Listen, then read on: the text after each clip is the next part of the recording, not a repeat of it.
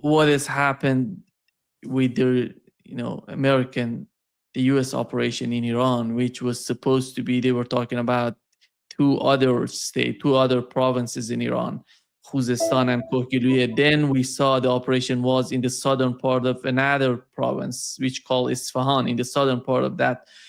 Then we've seen the destruction of airplanes together with fighter jets and Black Hawks, Little Birds, and various of these military equipment were destroyed at the scene.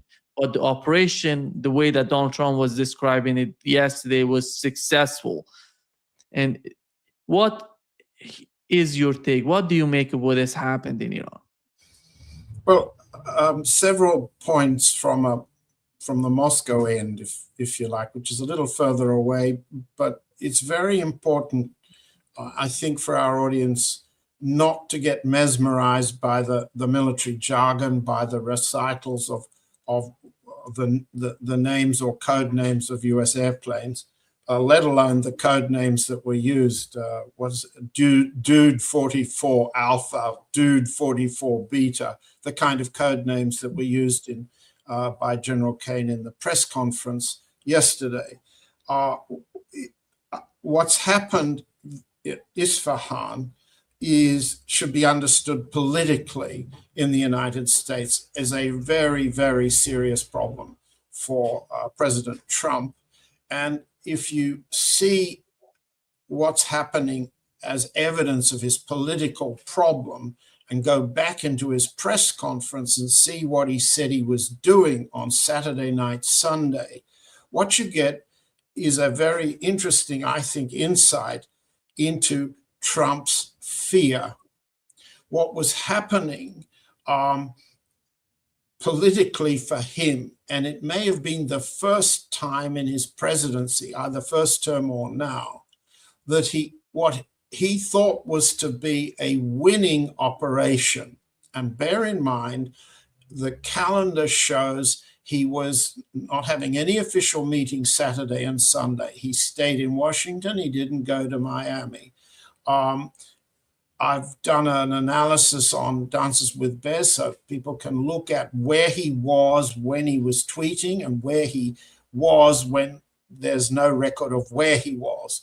I think we can now say he was in a situation room and was watching very carefully. He reveals he was watching much of the, quotes, action on Saturday night and on Sunday.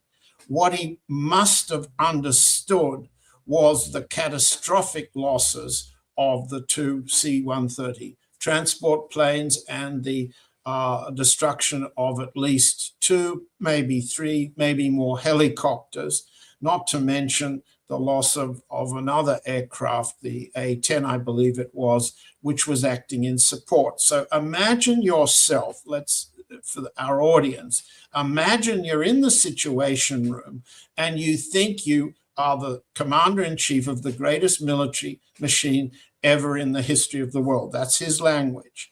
And suddenly you see the possibility of what has been a two-pronged operation. That's the significance of Major Amanda Ryder's papers, that she has allowed to leave behind not only her ID and her Israeli visa, we'll come back to that in a minute, but a packet of operational documents. You can see it in the video, their maps, their orders, their codes.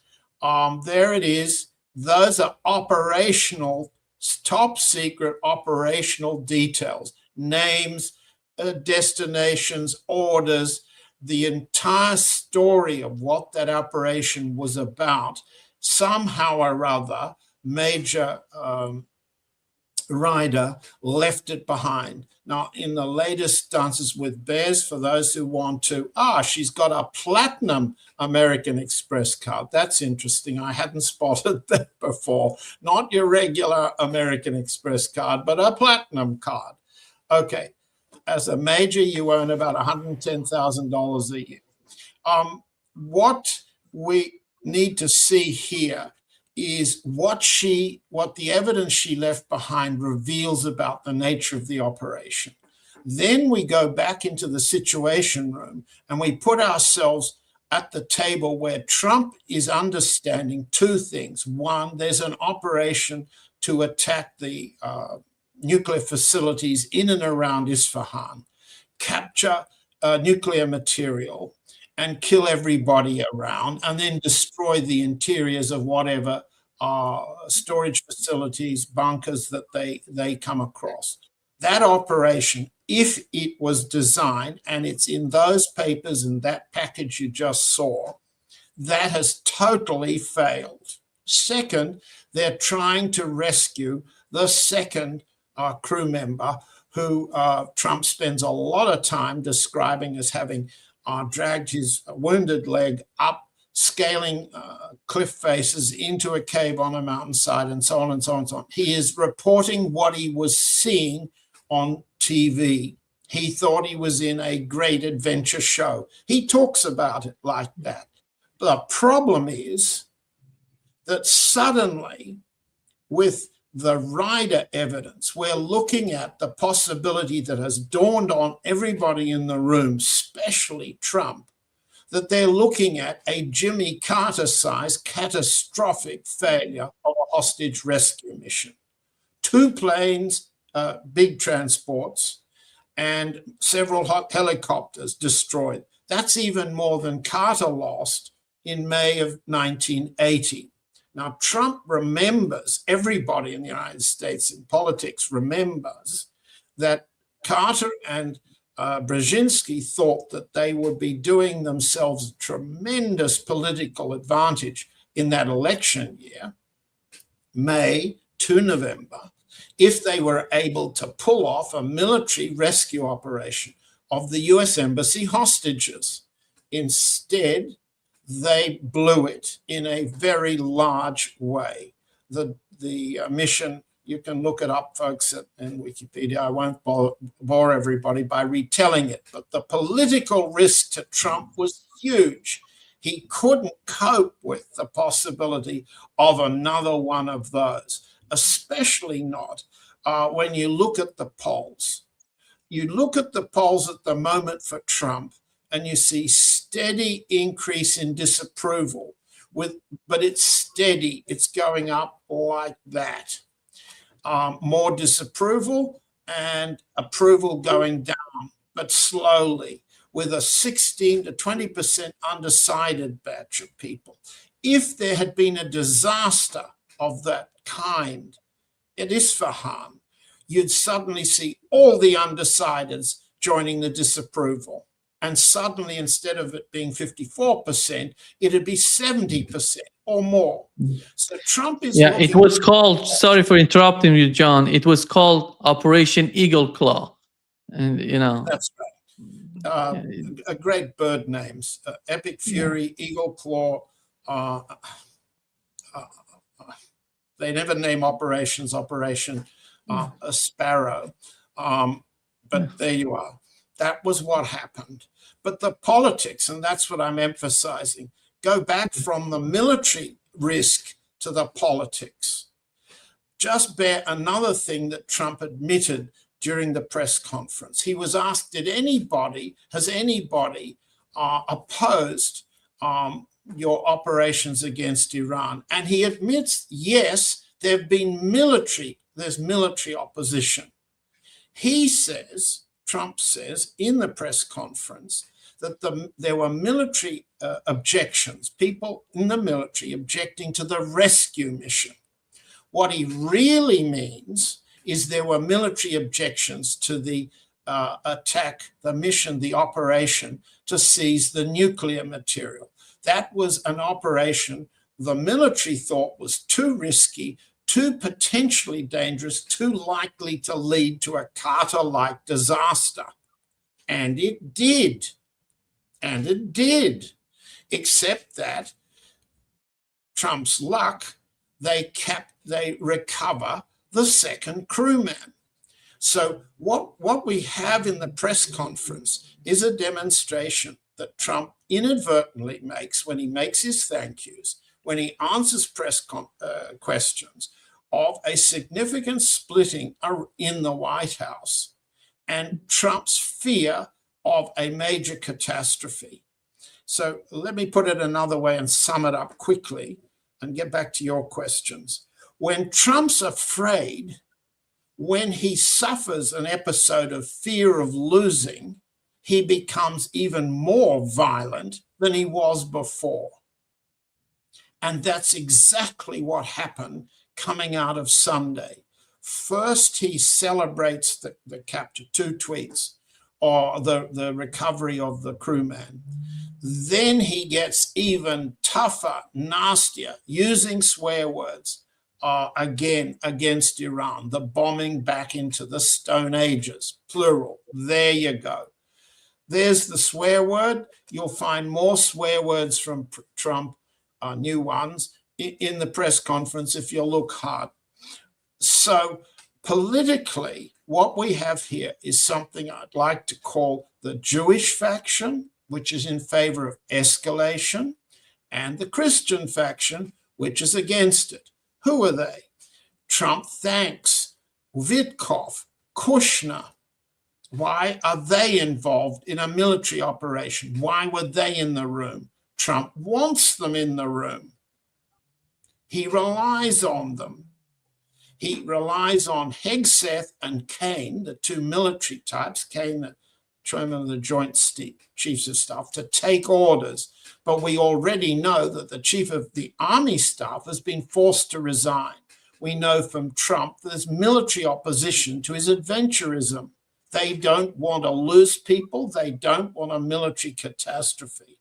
Trump doesn't listen to them. He's listening to Witkoff, Kushner, and Netanyahu. They want to annihilate. They want genocide against Iran. They have wanted, if necessary, tactical nuclear weapons. Trump thinks, and the military in the United States is against that for all sorts of reasons, good reasons. Trump thinks he can pull off operations, brilliant ones, without resort to nuclear weapons. So he's persuaded the Israelis to join him in this Isfahan operation.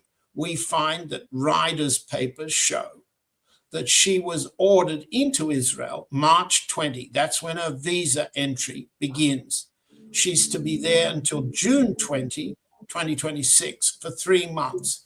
The planning for her going is at least 1 month earlier. So we now know, in retrospect, from that small amount of evidence, and the Iranian side has much more, that the Trump and Netanyahu were planning this operation before the war started on February the 28th. It's quite a lot of things that one can learn from the catastrophic outcome of those 2 fixed-wing aircraft, 3 helicopters burned up on the ground. So politically, in my opinion, what our audience has to do is put yourself in the room and understand when you're the president of the United States, you're facing not only defeat on the ground, humiliation, political loss of the Carter scope. And what that will mean for Trump is personal. If he loses control of the Congress in November, he faces the likelihood of a coalition to impeach him. He knows that impeachment will lead on to prosecution for himself, for his family, his sons, for the whole group. So he knows what that's like. He's just come out of that after many years, right?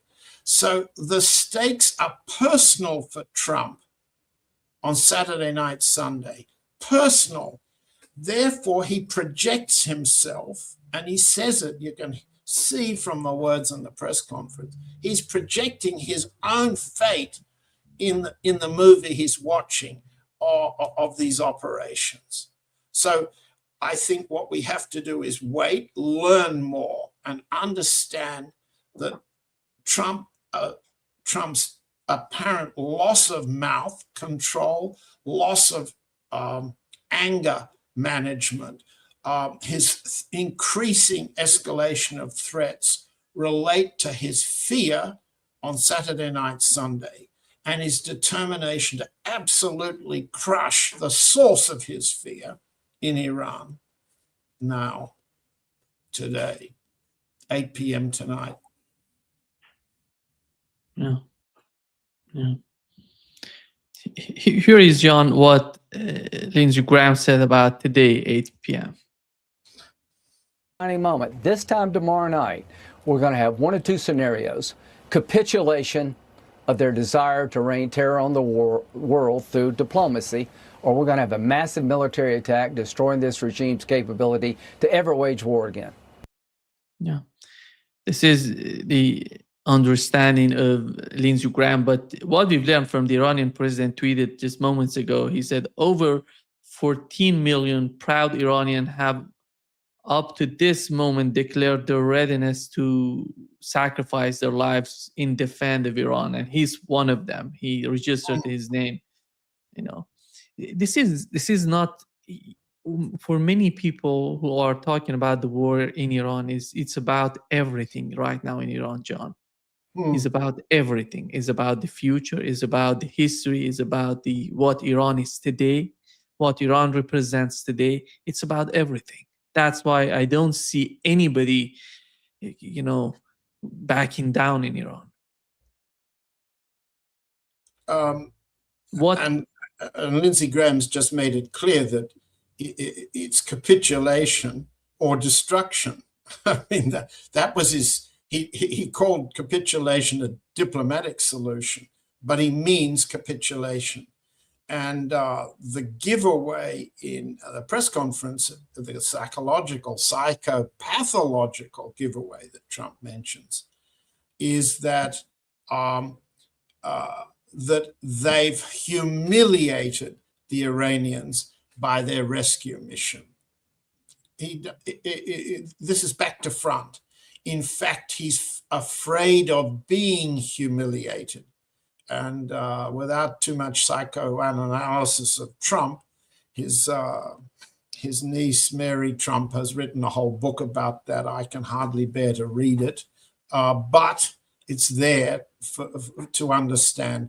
The man is psychologically very dangerous right now, and we have to be very serious about that. And so the Iranian side, as you've just described, both people and government, have to understand that capitulation or destruction amounts to the same thing. Yeah. John, when it comes to the situation right now, we know that Donald Trump is somehow coordinating. In my opinion, he's putting himself in a trap by sending these sort of ultimatums to Iranians. That's not going to help him if he really wants to resolve the problem. That's why we've learned from the Iranian part yesterday. They responded to Donald Trump and his administration in a letter by Pakistani. It's 10 points, and they're talking about everything. I think that's the main objective on the part of Iran. It doesn't matter if Donald Trump decides to attack Iran, to continue this war. Iran is prepared, from what I've learned, from what we've seen so far. Iran is prepared to continue this war. But if Donald Trump is serious, he has to seriously think about those points that Iran sent to the United States through, the government of Pakistan. Well, we can go through the reply involved 10 points. We've talked together last week and then the week before of the, let's call it the evolution of the Iranian position from Moshtaba Khamenei's 5 points to Ambassador Jalali's statement in Moscow, which amounts to 4 points. And now we're back at 10 points because the Americans threw 15 points at them. Basically, I used the word evolution. The Iranian position's been very consistent. It hasn't changed. But the 10 points have some interesting let's call it angles, which a rational US side might consider. The most interesting, let's just remember for everybody that Mojtaba Khomeini and Ambassador Jalali's statement in Russia involved reparations, removal of the US bases, permanent solutions, so that not a ceasefire, so that Iran wouldn't be exposed to another period of Israeli-American planning to attack again, and the preservation of control over the Hormuz Strait, lifting of sanctions, no limits on missile capacity, and a readiness to accept nuclear enrichment levels at civilian levels, not military levels. Those are the main points in the past. The new 10-point reply that came from Islamabad has a couple of extra interesting issues. At the beginning, permanent end to the war, lifting of sanctions, end to regional conflict in which Iran joins the conflict in Gaza and Lebanon to this this negotiation. Guarantees of future attack, we've just covered that, you did too. Reconstruction reparations, a Strait of Hormuz protocol, a transit fee proposal. The wrinkles here, I've calculated in a tweet sense this morning. If Iran sets up a toll system, which is the proposal, there are 120, and I'm just give you the arithmetic so people can understand the money, because this is the way the reparations could be paid. There are approximately 120 average vessel transits every day, half of which is oil and gas, half of which is bulker and container ships, box trade. 50,000 a year, roughly, a 2 million toll per vessel adds up to 100 billion. Now, suppose Iran gives itself a free pass, sanctions off, and gives the friendly states and the poor states significant discounts for own cargoes and friendly states. Let's basically say 50 billion discount. And then you take off 50% because Iran's promising to share the Strait toll with Oman.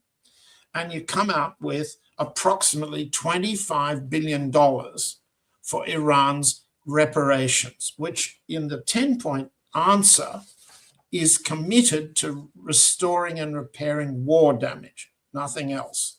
So there's a proposal. It's got arithmetic. It's got numbers. Intelligent, reasonable people could negotiate it. When Trump was asked about this yesterday, you know what he says? He says, to the victor go the spoils. I'll take the tolls, he said. Why should they have them? Now, the man's mentality is absolutely dominated by Kushner, Witkoff, and the other Jewish member of his circle, Stephen Miller. Violence makes victory, makes spoils, makes ours. That's their line. You don't see any sign of the so-called National Security Advisor, Marco Rubio, either in the Situation Room, in the press conference. He's gone. You only see the two military yes men, and we have the opposition. The opposition based on polling, that's Fabrizio in the White House, legal issues, war crimes issues, future immunity issues, and the military risk issues. You just don't see on the US side any shaping up of diplomatic negotiations. There's nobody there. There really isn't. Witkoff and Kushner are not diplomatic negotiators. They're not going to negotiate the toll. So what's left? Answer. Iran is having its effect by the capacity to retaliate with more violence than the US expects. and to inflict more damage than the US and its allies, including Israel, can tolerate. The US can tolerate it, Israel can't, Kuwait can't, Bahrain can't, Saudi Arabia, and so on and so on. So it's only by preserving and replying tit for tat, symmetrical and asymmetrical violence, can Iran persuade the non-negotiator in Trump and his faction that the risk that the Christian faction are telling him, the Pentagon, the generals, isn't worth running. Does that answer the question? As far as I can see, there's no negotiation. There's an exchange of papers. And until Trump exhausts his fear and can be persuaded that he's won, we will see continuing escalation. I don't see an alternative to that, no matter how reasonable the Hormuz Strait toll system might turn out to be.